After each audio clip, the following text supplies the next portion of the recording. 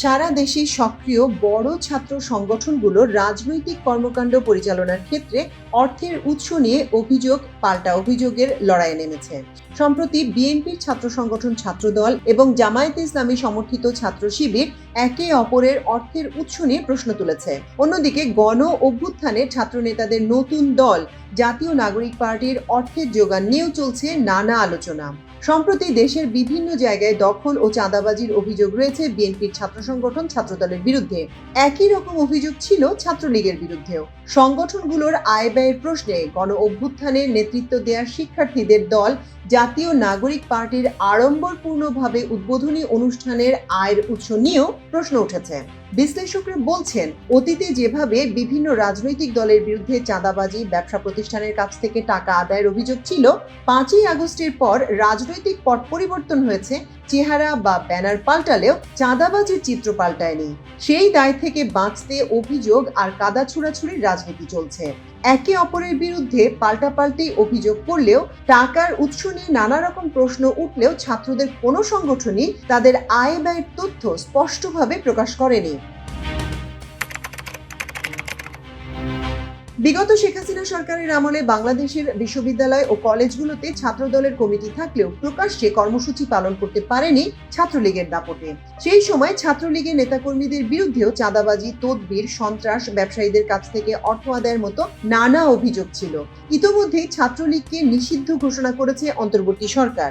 গত 5 আগস্ট ক্ষমতার পালাবদলে ছাত্রদল দেশের বিভিন্ন ক্যাম্পাসগুলোতে প্রকাশ্যে রাজনীতি শুরু করে। এরপর গত কয়েক মাসে দেশের বিভিন্ন জায়গায় ছাত্রদলের নেতাকর্মীদের বিরুদ্ধে দেশের বিভিন্ন জায়গায় ব্যবসায়ীদের কাছ থেকে টাকা চাওয়ার মতো অভিযোগও পাওয়া যায়। শেখ হাসিনা সরকারের পতনের পর নানা ইস্যুতে ছাত্রদলের সাথে একটু একটু করে দূরত্ব বাড়তে শুরু করেছে শিবির ও গণ অভ্যুত্থানের নেতৃত্ব দেওয়া শিক্ষার্থীদের মধ্যে।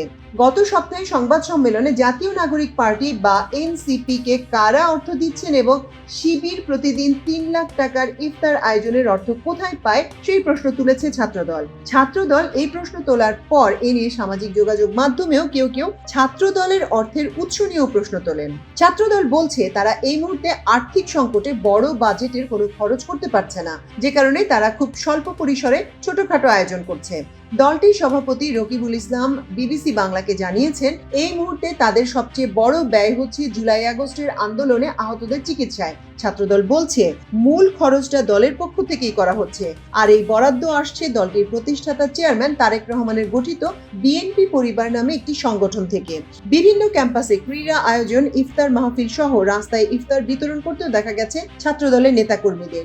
এই অর্থ বরাদ্দ কোথা থেকে আসছে জানতে চাইলে রকিবুল ইসলাম বলেন, সাবেক নেতৃবৃন্দ ও আমরা ব্যক্তিগতভাবে খরচ করি। সাবেক নেতৃবৃন্দ যারা প্রোগ্রাম কেন্দ্রিক কন্ট্রিবিউশন করেন, মাসিকভাবে কেউ দেয় না। কোনো কর্মসূচি হলে সাবেকরা বহন করে।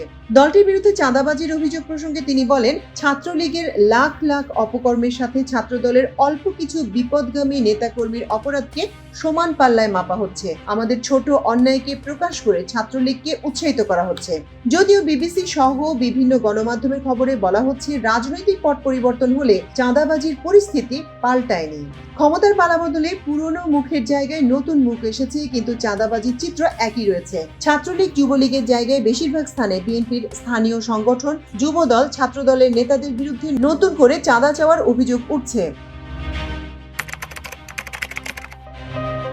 ঢাকা বিশ্ববিদ্যালয় সহ দেশের বিভিন্ন ক্যাম্পাসে গত 1 যুগেরও বেশি সময় প্রকাশ্যে রাজনৈতিক কার্যক্রম পরিচালনা করতে পারেনি শিবির। আগস্টে পট পরিবর্তনের পর ক্যাম্পাসগুলোতে প্রকাশ্যে ছাত্র রাজনৈতিক কার্যক্রম শুরু করে তারা। সাম্প্রতিক এই ছাত্র সংগঠনটিকে ঢাকায় সম্মেলন সহ বড় বড় কিছু কর্মসূচি পালন করতে দেখা যাচ্ছে। এবছর রোজার শুরু থেকে ছাত্র শিবিরকে ঢাকা বিশ্ববিদ্যালয় সহ বিভিন্ন ক্যাম্পাসে বড় পরিসরে ইফতার বিতরণ করতে দেখা যায়। গত সপ্তাহে এ নিয়ে সংবাদ সম্মেলনে জাতীয়তাবাদী ছাত্র দলের পক্ষ থেকে শিবিরের আয়ের উৎস নিয়ে প্রশ্ন তোলা হয়। ওই সংবাদ সম্মেলনে ছাত্রদলের নেতা নাসির উদ্দিন বলেন, শিবির প্রতিদিনই ইফতারে 3 লাখ টাকা করে খরচ করছে। যদি 3 লাখ টাকা করে প্রতিদিন ব্যয় করা হয় তাহলে 90 লাখ টাকা ব্যয় করছেন তারা। এই 90 লাখ টাকা একটি সাধারণ শিক্ষার্থীদের সংগঠন হিসেবে কিভাবে উপার্জন করছে কিংবা শিবিরের অর্থের উৎস কি তা জানতে চায় ছাত্রদল।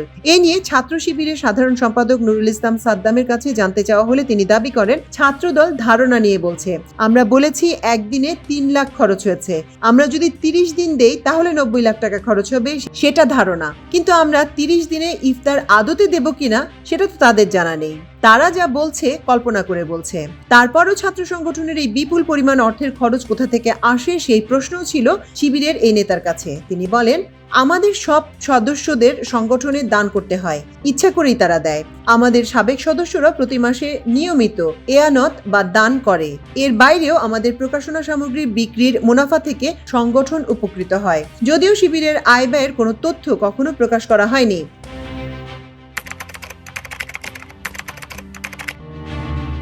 জাতীয় নাগরিক পার্টির অর্থ কোথা থেকে আসে? গণ অভ্যুত্থানে নেতৃত্ব দেওয়া শিক্ষার্থীদের রাজনৈতিক দল জাতীয় নাগরিক পার্টি বা এনসিপির আত্মপ্রকাশের দিনেই ঢাকায় বিশাল সমাবেশ করেছে। সেখানে ঢাকার বিভিন্ন এলাকা ও জেলা শহর থেকে নেতাকর্মীরা গাড়ি ভাড়া করে এসে অংশ নিতে দেখা গেছে। রাজধানীর মানিক মিয়া অ্যাভিনিউতে নতুন একটি সংগঠনের আড়ম্বরপূর্ণ অনুষ্ঠান ও এর খরচ নিয়ে ছাত্রদলের সংবাদ সম্মেলন থেকে অভিযোগ করা হয়। জাতীয় নাগরিক পার্টির পক্ষ থেকে দলটির আহ্বায়ক নাহিদ ইসলাম ওই দিন সংবাদ সম্মেলন করে বলেন, আমাদের কারা আর্থিকভাবে সহযোগিতা করছে আমরা যদি তাদের নাম প্রকাশ করি তারা কোনোভাবে ক্ষতির শিকার হবেন না, সেই নিশ্চয়তা সরকারের পক্ষ থেকে দিতে হবে। তাহলে কারা এই অর্থ বরাদ্দ করছে যাদের নাম প্রকাশে দলটির আপত্তি রয়েছে?